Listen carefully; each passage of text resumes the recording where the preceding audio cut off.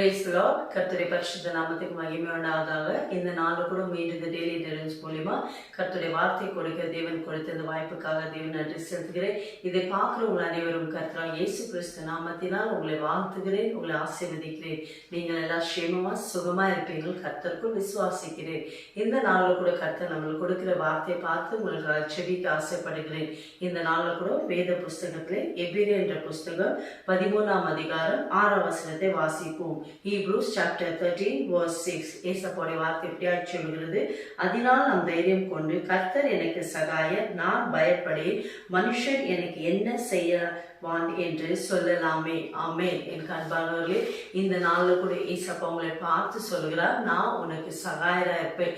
ஒருவேளை இந்த நாளில் நீங்க எந்த காரியத்துல உங்களுக்கு உதவி தேவைப்படுது, ஒருவேளை இந்த நாட்டில் நீங்க எதிர்பார்த்து கொண்டு இருக்கீங்களா, எனக்கு உதவி செய்ய யாரே இல்லை, இந்த காரியத்துல எனக்கு ஹெல்ப் பண்ண யாரே இல்லைன்னு கலங்கி கொண்டு இருக்கீங்களா, ஏசப்பா உங்களை பார்த்து சொல்கிறார், நான் உனக்கு சகாயரா இருப்பேன். நீ எந்த காரியத்தை குறித்து பயப்படாதே.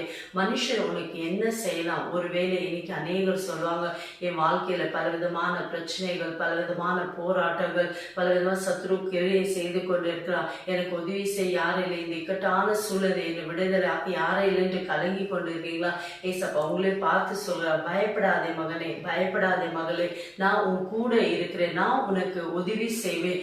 எந்த காரியத்தில் இந்த நாளில் கூட நீங்க ஏசப்பாவுடைய உதவியை எதிர்பார்க்கிறீங்களோ அந்த காரியத்தை, ஒருவேளை உங்க குடும்ப காரியமா இல்ல உங்க வேலை காரியமா, எந்த காரியம் இருந்தாலும் சரி, இல்ல ஊழியத்தின் காரியமா, ஏசப்பா கிட்ட நீங்க உதவி கேட்கும் போது அந்த காரியத்தை ஏசப்பா உங்களுக்கு உதவி செய்வா.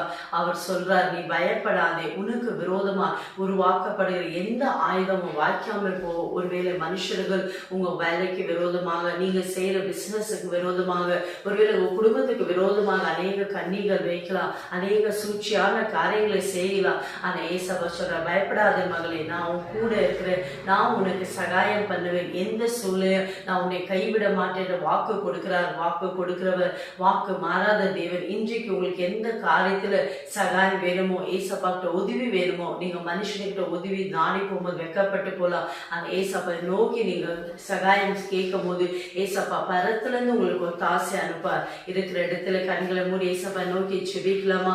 எனக்கு அதிகமா நேசிக்கிற தகப்பனே, ஏசப்பா அந்த அருமையான இந்த நல்ல வேலைக்காய் ஸ்தோத்திரம். இந்த வேலை கூட ஜனங்கள் எந்த காரியத்துல ஏசப்பா உண்மை நோக்கி சகாயத்துக்காக அப்பா ஜெபிக்கிறாங்களோ, எந்த காரியத்துல எனக்கு உதவி வேணும் என்று கேட்கிறாங்களோ, அப்பா என் ஜனங்களுடைய வாழ்க்கையில அற்புதம் செய்யுங்க ஏசப்பா. உண்மை நோக்கி பார்க்கிற பிள்ளைகளை நீங்க வெக்கப்படுத்தாத தேவன், கைவிடாத தேவன் ஏசப்பா. ஒவ்வொரு வாழ்க்கையில அப்பா அற்புதம் செய்வீராக, பயப்படாதே என்று சொன்னீரப்பா. ஒவ்வொருத்தரை பலப்படுத்துங்க, தைரியப்படுத்துங்க, ஆசீர்வதிக்கும்படியா ஜெபிக்கிறேன். எல்லா காரியத்துலப்பா நீங்க பரத்துல இருந்து உங்களுடைய தாசை அனுப்பி என் ஜனங்களுக்கு நீங்க சகாயம் செய்து விட்டதுக்காக ஸ்தோத்திரம். இயேசுவின் நாமத்தில் பிதாவே, ஆமென். God bless you.